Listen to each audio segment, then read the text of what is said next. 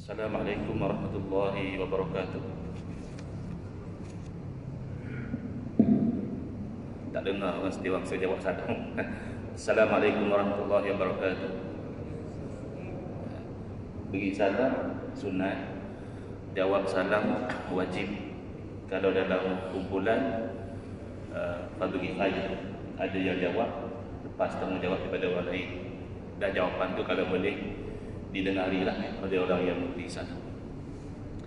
Bismillahirrahmanirrahim. Alhamdulillahirabbil alamin. Wa afdhalus salati wa atammu taslimi ala sayyidina Muhammadin wa ala alihi wa sahbihi ajmain. Rabbi shrah li sadri wa yassir li amri wahlul 'uqdatam min lisani yafqahu qawli. Subhanaka la ilma lana illa ma 'allamtana innaka antal alimul hakim.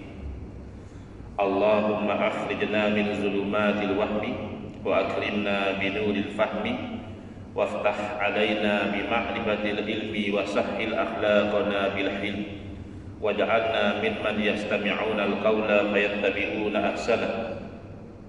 Allahumma ati nufusana taqwaha wa zakkiha anta khairu man zakkaha anta waliyuha wa maulaha. Allahumma arinal haqqa haqqan warzuqna ittiba'ah wa arinal batila batilan warzuqna ijtinabah. Allahumma anfa'na bima 'allamtana wa 'allimna ma yanfa'una wa zidna ilman wa huda. Amma ba'd. Alhamdulillah, muslimin muslimat, hadirin hadirat yang saya hormati. Syukur kehadirat Allah Subhanahu wa taala pada hari ini insya-Allah kita akan menyambung pengajian kuliah subuh bulanan hari Sabtu yang kedua anjuran Masjid Muaz bin Jabal, Taman Setiawangsa, menggunakan kitab Kekeliruan Umat. Inilah jawapannya susunan Al-Fadhil Ustaz Mahathir bin Haji Jul hafizahullah ta'ala wa nafa'ana bihi wa bi'ulumihi fid dharaini amin. Kita masih lagi bab yang ke-6 di muka surat 69, iaitu diletakkan tajuk oleh Ustaz Mahathir dalil syarak bukan hanya Al-Quran dan As-Sunnah. Dalil di sini berarti masdar, sumber, ataupun kita kata the source of Islamic law. Al-Quran dan Sunnah memang tidak diragu-ragukan lagi adalah dalil syarak. Tetapi kekeliruan yang berlaku dalam fikiran sebahagian umat Islam sekarang adalah menyangkakan hanya Quran dan Sunnah sahaja. Jadi kita biasa dengar daripada sebahagian daripada rakan-rakan kita, dikata mana ada di dalam Quran hadis. Ini semua tak ada ni. Seolah-olah bila tak jumpa dalam Al-Quran dan hadis, maka tidak ada. Sedangkan tidak ada dalam Quran dan hadis itu telah dibayangkan oleh Rasulullah SAW sendiri ketika baginda menghantar Sayyidina Muaz bin Jabal radhiyallahu taala anhu ke Yaman sebagai governor ataupun sebagai qadi. Lalu Nabi SAW test, Nabi tanya, kalau sekarang ni nak pegang jawatan, di interview terlebih dahulu, nak dapat tauliah di interview terlebih dahulu, itu ada sandaran daripada perbuatan Nabi sallallahu alaihi wasallam. Kerana interview ini untuk memastikan kelayakan. Jadi Nabi SAW nak hantar Sayyidina Muaz bin Jabal sebagai gubernur, sebagai qadi di Yaman. Nabi test dahulu, Nabi interview dahulu. Nabi bertanya, kaifa taqdi idza urida laka qada? Macam mana wahai Muaz, kamu nanti nak buat sesuatu keputusan, kalau dibawa satu kes di depan kamu nak putuskan macam mana? Lalu Sayyidina Muaz menjawab, aqdi bi kitabillah. Saya akan putuskan berdasarkan kitab Allah, yakni Al-Quran.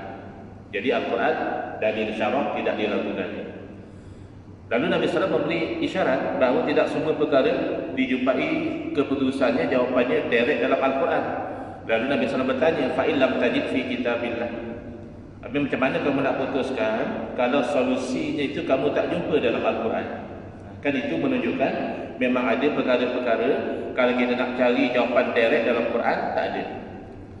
Lalu Sayyidina Muaz menjawab, fa bi sunnati Rasulillah.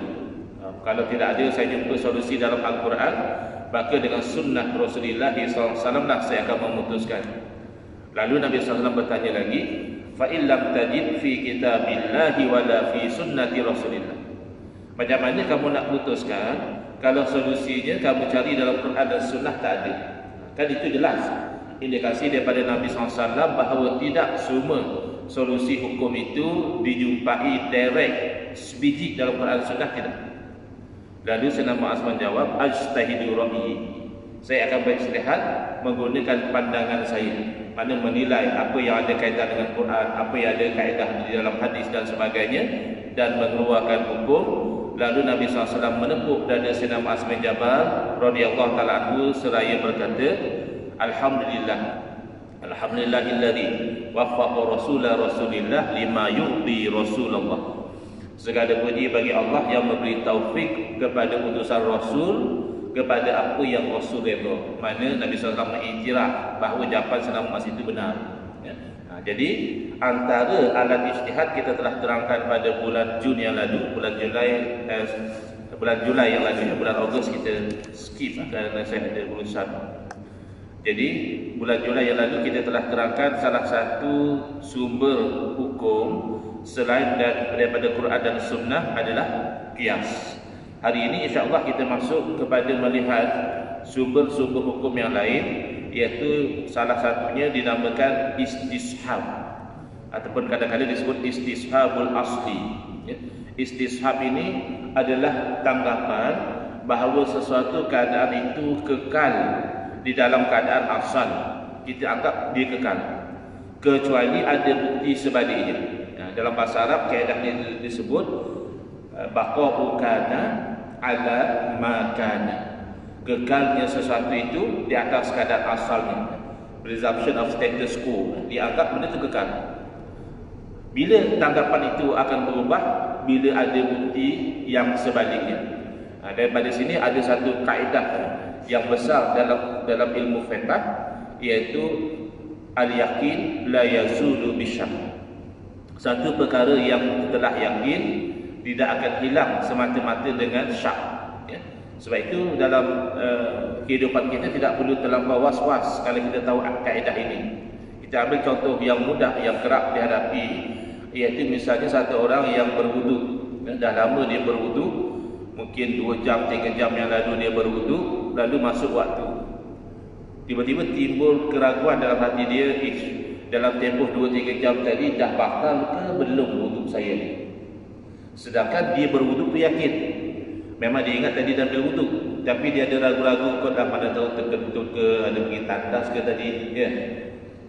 Maka ketika itu bila dia ragu-ragu dia itu tidak boleh menghilangkan dia yakin, iaitu dia ada wudu. Maka dianggap dia itu masih ada wudu. Berbeza satu orang, bila dia nak solat, dia ragu-ragu, saya tadi ke tandas tadi, saya dah ambil wudu ke lepas tu? Dia jadi ragu-ragu. Biasa lepas ke tandas dia ambil wudu, tapi sekali ni dia ragu-ragu.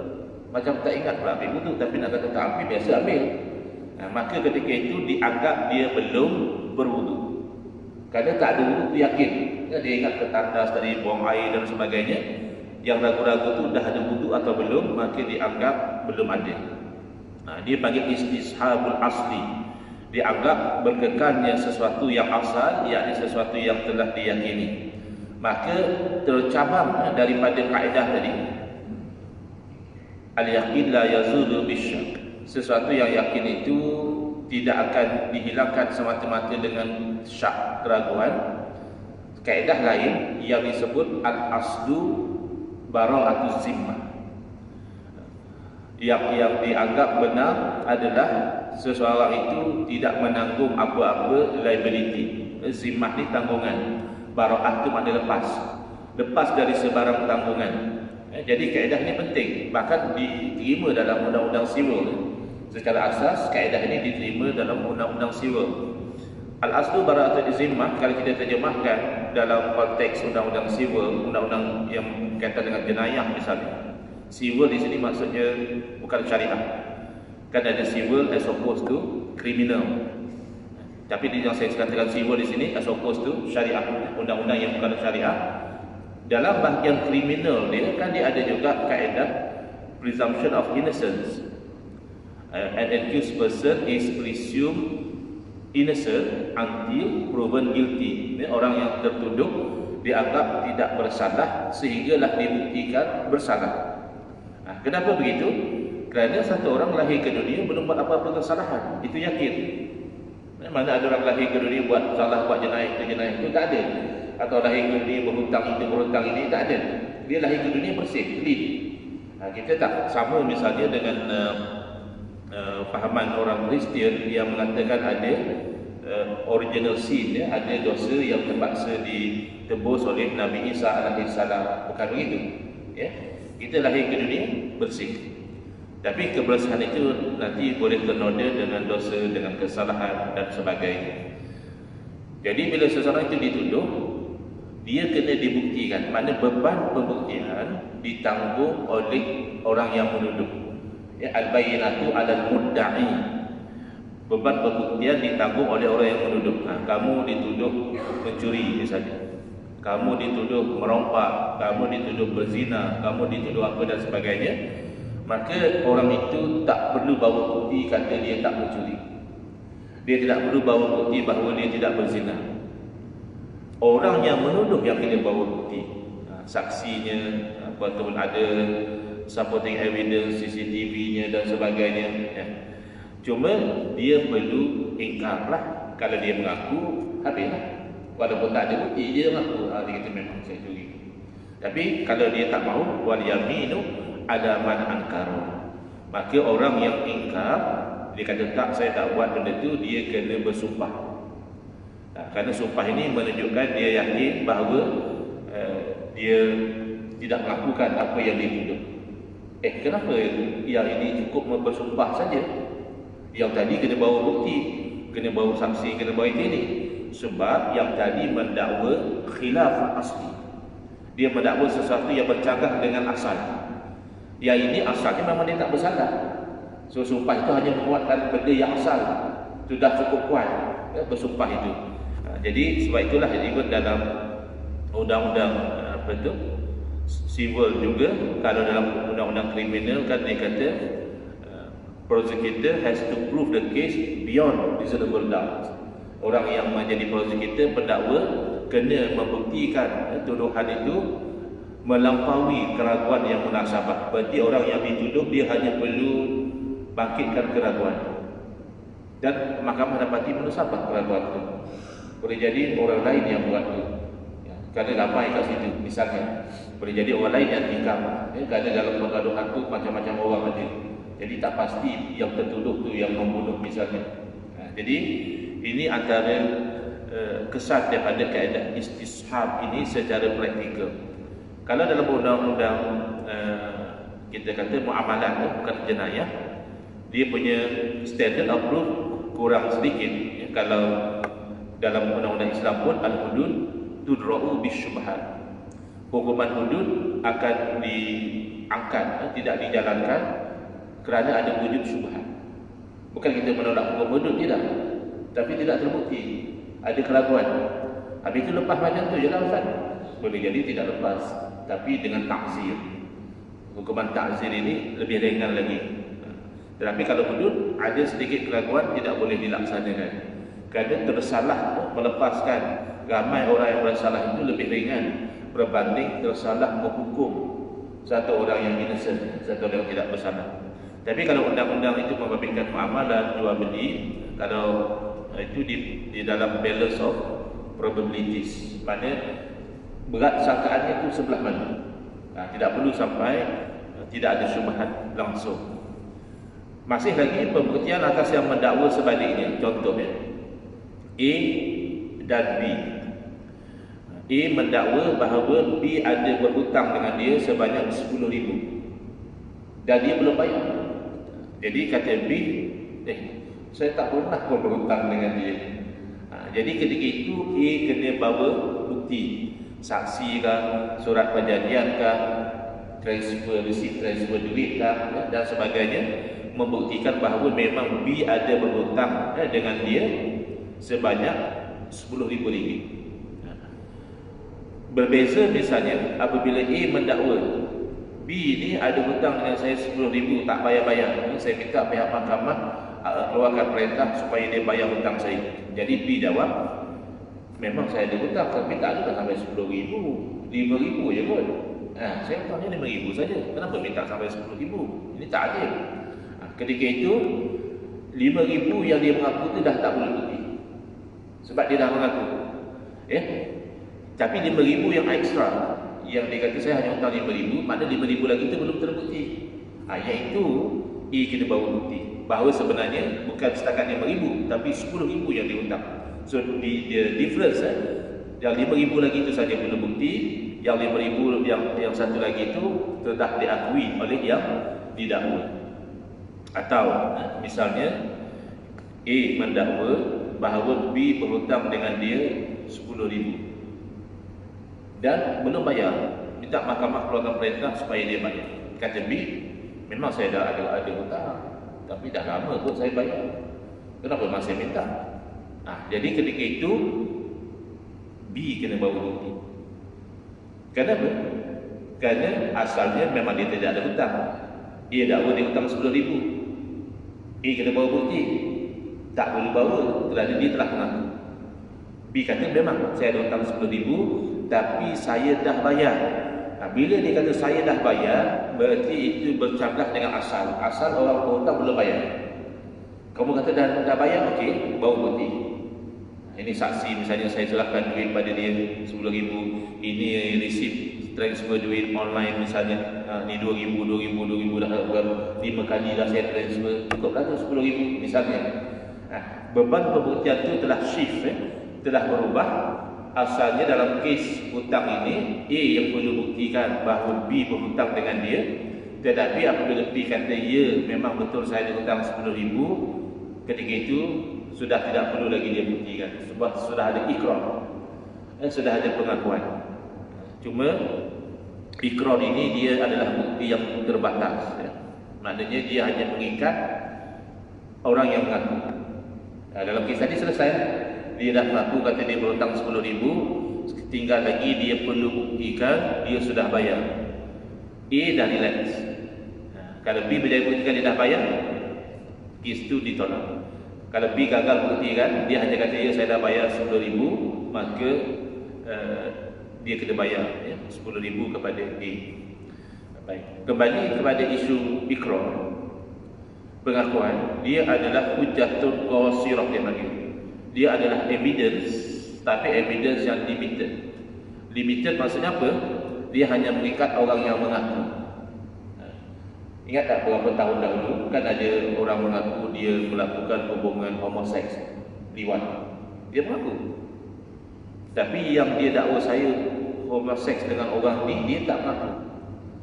Maka pengakuan dia itu mengikat dia. Berarti pihak berkuasa kena hukumlah dia sebab dia dah mengaku melakukan satu jenayah. Habis kita hukumlah sekali, takkan dia lewat seorang-seorang. Mesti dia berdua. Tak. Yang seorang lagi belum mengaku. Maka pengakuan dia itu hanya mengikat diri dia. Yang dia kata saya lewat dengan orang ni, orang tu tidak mengaku, maka orang itu perlu bersumpah menafikan. Namanya yamin inkar. Kan ada kecoh di sumpah laknat dan sebagainya, ya. Dan dikatakan itu mubahalah, tak betul, ya. Mubahalah dalam bahasa Arab kalau orang faham di atas wazan mufa'alah. Mufa'alah ni dua pihak. Contoh ya, qatalah maknanya bunuh. Satu orang A bunuh B, itu qatalah. Tapi kalau A cuba bunuh B, B cuba bunuh A, ya, ini tikam, ini lelak, ini tikam, itu namanya muqatalah, berbunuh-bunuhan dari dua pihak. Jadi mubahalah, orang disumpah mengatakan apa yang dicakap itu betul, yang saya cakap itu tipu, dan kalau dia tipu, laknat Allah kepada dia, dan yang saya pun sebaliknya. Dia akan kata saya yang benar, dia yang tipu. Kalau saya yang tipu, maka laknat Allah kata saya. Dia dua pihak, itu namanya mubahalah. Tapi dia kata kalau dia cakap bohong itu laknat, itu masa yamin ingkar. Dia dituduh mengarahkan pembunuhan, kan? Begitu kan cerita itu. Bukan isu silami duit, tak. Isu dia dituduh mengarahkan pembunuhan seorang perempuan. Jadi dia bersumpah, dia tak buat. Itu namanya yaminul ingkar. Cuma dia tambah untuk menguatkan lagi sumpah dia bahawa kalau dia menipu maka laknat Allah atas dia. Itu tidak berubah jadi mubahalah. Mubahalah ni dia dua pihak. Pihak yang menuduh pun bersumpah dan ada elemen laknat, pihak yang dituduh juga bersumpah ada elemen laknat. Tapi kalau sekadar dia bersumpah dia tak buat apa yang dituduh, itu namanya yaminun inkar. Sumpah mengingkari tuduhan. Tapi kalau sekadar ingkar saja tidak sumpah, tak kuat. Dia kena ada sumpah. Baik, yang penting ini ada kaitan dengan kaedah istishab tadi. Baik, kita tanya lagi. Uji kefahaman. Kalau satu orang isteri mendakwa di mahkamah bahawa suami tak bayar nafkah. Jadi isteri ni plaintiff, bawa kes, suami jadi defendant. Kata dia, suami saya tak bayar nafkah, sejak kahwin tak pernah bayar nafkah, saya tuntut mahkamah keluarkan perintah mengarahkan suami bayar nafkah. Kata suami, saya sudah bayar. Siapa yang kena bawa pembuktian? Beban pembuktian atas isteri yang mendakwa atau atas suami yang menafi dia tak bayar? Agak-agak isteri ke suami? Kadang-kadang orang dia kata isteri lah, isteri yang mendakwa. Dia mendakwa suami tak bayar nafkah, maka dia kena buktikan. Ini keliru. Kerana yang dimaksudkan mendakwa itu mendakwa khilaful asli, bukan mendakwa di mahkamah tu. Dia mendakwa sesuatu yang bercanggah dengan posisi asal. Posisi asal, satu orang bila kahwin dia bayar nafkah atau belum? Asalnya belum. Maka isteri mendakwa sesuatu yang asal. Suami tak bayar nafkah tu masih tally, konsisten dengan keadaan asal, iaitu memang orang bila kahwin dia belum bayar nafkah. Suami walaupun nampak dia defend, dia sekadar menafikan, dia tetap betul tu. Apa yang saya dakwa tu tak betul. Saya dah bayar sebenarnya. Sebenarnya suami yang mendakwa. Sebab dia mendakwa sesuatu yang bercanggah dengan asal. Asal suami belum bayar, dia dah kata dah bayar. Maka yang perlu membuktikan dalam kes tak bayar nafkah adalah suami. Suami bawa lah saksi ni, okey kedai, hari-hari saya suruh dia hantar beras apa semua ke rumah isteri saya. Apa hal pula kata tak bayar misalnya? Ataupun receipt transfer setiap bulan transfer 1,500 cukup dah tu misalnya. Jadi beban pembuktian bila kita kata atas orang yang mendakwa, bukan mesti mendakwa dalam mahkamah. Dalam mahkamah tadi isteri jadi plaintiff, mendakwa suami tak bayar nafkah. Tapi yang dimaksudkan mendakwa adalah mendakwa khilaful asli, mendakwa sesuatu yang bercanggah dengan keadaan asal. Oleh kerana keadaan asal seseorang itu belum bayar nafkah, dia mendakwa dia telah bayar, maka beban pembuktian ditanggung oleh dia. Suami yang kena buktikan bahawa dia dah bayar nafkah. Itu isteri nak buktikan macam mana tak bayar nafkah. Nak buktikan sesuatu yang tak berlaku tu susah. Suami kena buktikan dia dah bayar. Baik, selesai. Ada sebarang soalan kalau saya mampu jawab berkaitan dengan istishab? Baik, yang penting kita faham lain selain daripada Quran dan Sunnah, ada sumber-sumber lain yang para ulama jadikan sebagai sandaran. Sebab itu kalau kita faham ni pun kita tak kecoh. Kadang-kadang orang kecoh, kata dia mana ada dalil selawat selang tarawih. Nabi tak buat. Tak ada dalil kata Nabi sahabat selawat selang tarawih. Sebenarnya dia tak faham.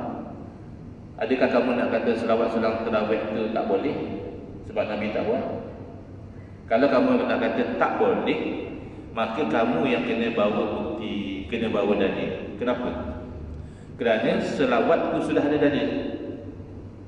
Inna Allah wa malaikatahu yusalluna 'alan nabi ya ayyuhalladzina amanu sallu 'alaihi wa sallimu taslima. Ayat Quran yang selalu diulang baca oleh khatib dalam khutbah Jumaat yang kedua. Itu dalil selawat. Dan banyak lagi dalil-dalil lain. Dalam hadis pun ada dalil suruh banyakkan selawat. Jadi selawat ni sudah ada dalil. Mana istishab dengan ada dalilnya adalah selawat itu dituntut bila Allah tak letakkan. Maknanya bila-bila. Termasuk selang tarawih itu termasuk bila-bila. Banyak mana Allah tak letakkan. Maksudnya banyak mana pun boleh. Di mana nak selawat Allah tak letakkan. Lain macam haji. Haji kan Allah Ta'ala tetapkan di Kaabah. Jangan katakan ada orang ajaran tasdim, dia orang buat haji di Pulau Pinang. Itu bid'ah sayyi'ah. Buat jangan kata haji di Pulau Pinang, haji di Madinah bid'ah sayyi'ah. Kerana haji Allah dah tetapkan tempatnya di Kaabah. Tak ada haji tempat lain. Tapi selawat, masa di Kaabah boleh selawat, di rumah boleh selawat, dalam kereta boleh selawat. Orang yang suka jogging, sambil jogging boleh selawat. Sallallahu alaihi Muhammad, sallallahu alaihi Muhammad, sallallahu alaihi Muhammad. Sambil jogging boleh. Mana dah ada selawat sambil jogging? Tak ada lah dari khusus. Dari umum, itu namanya istishab. Kita anggap kekal perintah berselawat itu pada bila-bila masa, di mana-mana, berapa bilangan kekal. Tiba-tiba kamu nak mendakwa selawat sedang tarawih itu tak boleh. Hatu burhanakum in kuntum shadiqin. Bakmailah dalil kamu kalau kamu benar. Ada ke Nabi SAW kata selawat ini sedang tarawih tak boleh? Selagi mana tak ada dalil melarang, maka yang asal, oh kalau macam tu kita boleh dah reka ibadah baru.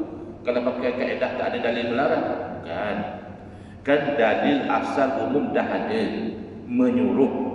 Tiba-tiba kamu nak kata hadis tak boleh, ni saja yang boleh, lain pada sedang tarawih tak apa selawat, sedang tarawih tak boleh. Kamu yang kena bawa dalil. Kerana benda tu asalnya disuruh, bukan nak reka ibadah baru. Ya, itu tak betul lah. Jadi kena faham kaedah istisab ni, kita tak jadi panik sangat. Ni mana dalil jamu makan lepas kematian? Dia ada dalil khusus. Tabi'in memberitahukan, maka sahabat Nabi suka untuk menjamu makan selama 7 hari. Kenapa? Kerana ada riwayat mengatakan orang baru meninggal dunia ini diuji dalam kuburnya selama 7 hari. Kalau orang yang ada nifaq itu sampai 40 hari diuji. Jadi kata tabi'in, Imam Tawus mengatakan bahawa sahabat dulu mereka suka jamu makan selama 7 hari sebagai untuk meringankan ujian yang dihadapi oleh orang meninggal dunia. Itu ada dalil khusus. Tak ada dalil khusus pun Nabi SAW bersabda aqimut ta'am, jamulah makan. Baik, maka kalau jamu makan itu dengan niat sedekah, itu sudah ada dalil. Maka kalau kamu nak kata kalau lepas kematian tak boleh buat jamu makan, kamu kena bawa dalil. Itu ada dalil Nabi SAW bersabda ij'alu li ahli Ja'farin ta'ama, buatlah makanan untuk keluarga Ja'far. Maknanya orang yang lain buat makanan kepada keluarga si mati, bukan keluarga si mati buat makanan kepada orang lain. Ya, hadis tersebut menjadi dalil ia adalah satu perkara yang sunnah, bahkan sunnah dapat pahala buat makanan untuk orang yang kematian ahli keluarga. Kenapa? Biasanya orang yang kematian ahli keluarga ni sedih, sibuk. Ini dua perkara menghalang daripada mereka itu fokus kepada sedia makanan dan sebagainya. Kalau kita sediakan makanan, itu meringankan beban. Itu illahnya. Maka tidak menjadi satu halangan kalau keluarga semati yang ada kelapangan, suka rela, tak guna duit haram, dia sedekah bagi pihak semati, jamu orang ramai. Tak ada halangan. Kerana istishab, kaedah asal dianggap menjamu makan itu dituntut. Aqimut ta'am kata Nabi SAW. Kalau kamu nak kata yang lepas kematian tu haram, kena bawa dalil. Itu yang Imam Syafi'i kata haram buat tahlil arwah. Ya ke? Dalam kitab mana? Apa ayatnya? Yang kita tahu Imam Syafi'i rahimahullah ta'ala melarang satu acara namanya maktam. Maktam ni adalah selepas kematian mereka berkumpul di rumah si mati dan ini membawa kepada meratap, ya?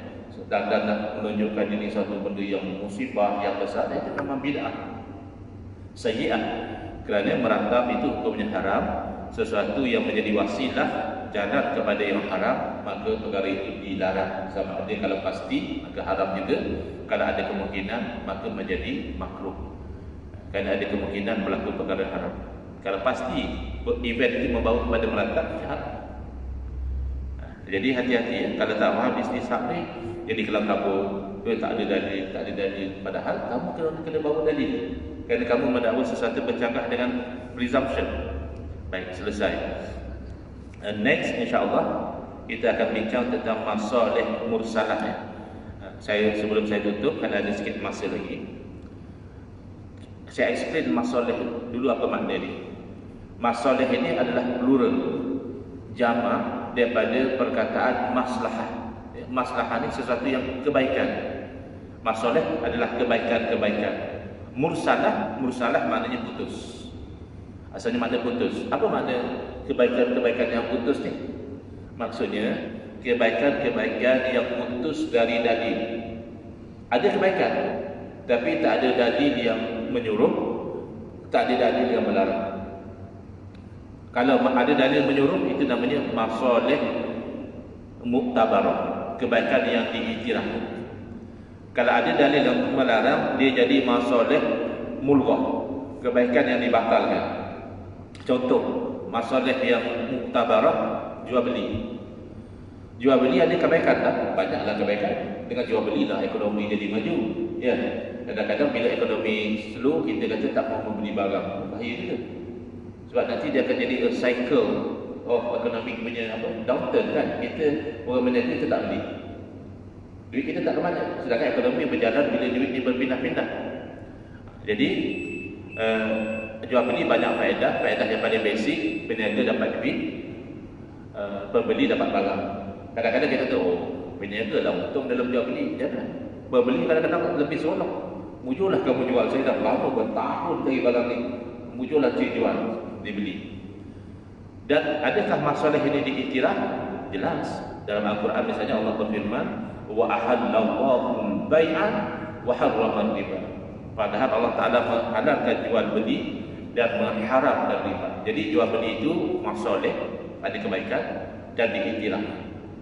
Ada juga masalah mulghah, kebaikan tapi Allah batalkan, tak iktiraf. Contohnya apa? Berjudi. Berjudi ada kebaikan.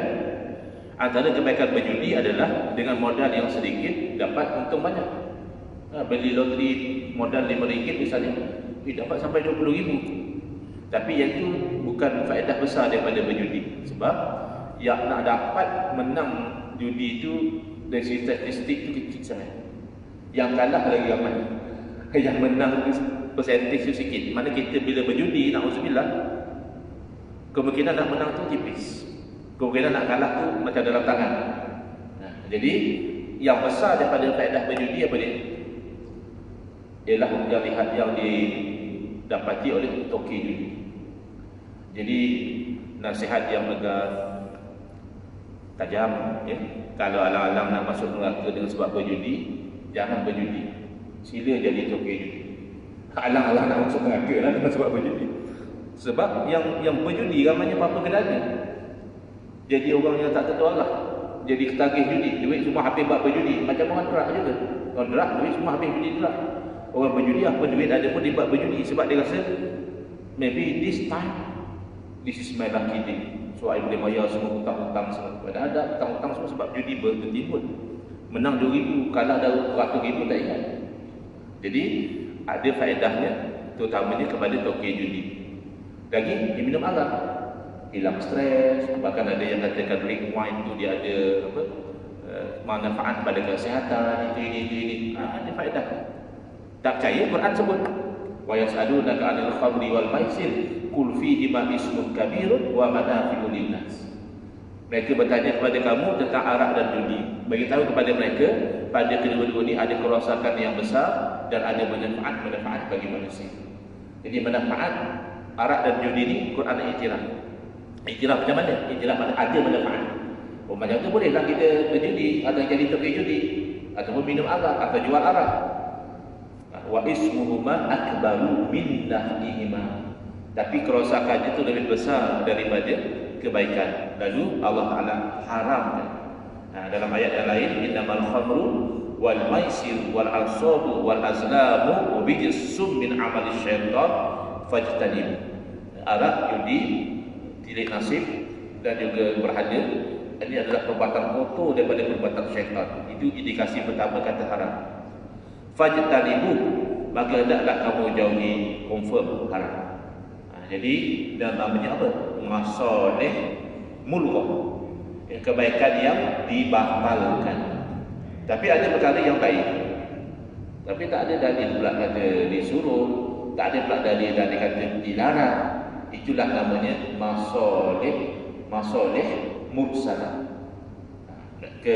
Seterusnya itu insya-Allah ya, dalam kuliah yang akan datang. Hadza wabillahi taufiq wal hidayah. Wassalamualaikum warahmatullahi wabarakatuh. Bismillahirrahmanirrahim. Alhamdulillahirabbil alamin wassalatu wassalamu ala asyrafil anbiya'i wal mursalin wa ala alihi wa sahbihi ajmain.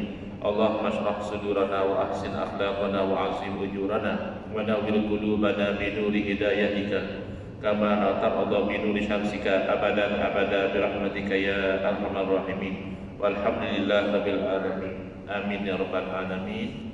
Wal afu minkum.